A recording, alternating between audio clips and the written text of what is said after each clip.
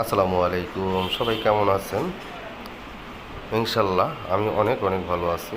আসলে আমরা দুপুরবেলা চলে আসলাম শঙ্করে একটু হাঁটতে হাঁটতে। আসার পরে চিন্তা করলাম যে কিছু একটা খেতে হবে।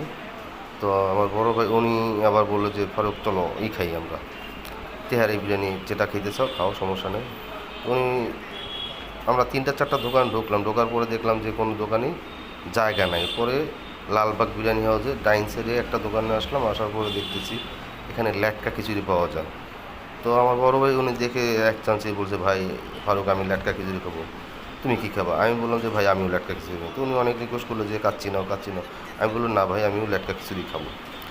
যাই হোক, ল্যাটকা খিচুড়িটা নেওয়ার পরে আমি হয়তো মনে করছি অতটা ভালো হবে না, কিন্তু মুখে দেওয়ার পরে বুঝলাম যে না, আসলেই ওনাদের খিচুড়িটা মানে অসাধারণ।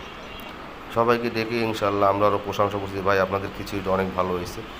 পরে ওনাদের কাছে প্রাইসটা জিজ্ঞেস করলাম, ওনারা বললো যে ভাই 160 টাকা। 160 টাকার ভিতরে ওনারা প্রতিটা প্লেটে 2 পিস করে গরুর মাংস দিছে, এবং গোছগুলো খুব ভালো দিছে মাশাল্লাহ, মানে কি বলবো, অমায়িক।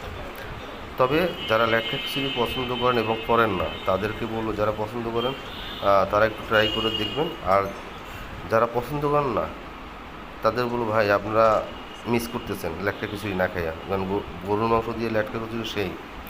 যাই হোক, ভিডিওটা একবারেই ছোট, আমরা তেমন বড় করব না। আর একটা কথা হলো, আমাদের এই চ্যানেলটা একবারে নিউ। যদি আপনাদের ভালো লাগে তাহলে অবশ্যই আমাদের পাশে থাকবেন, সাপোর্ট করবেন, আর চ্যানেলটা সাবস্ক্রাইব করে দেবেন, লাইক করবেন। সবাই ভালো থাকবেন, সুস্থ থাকবেন, আল্লাহ হাফেজ।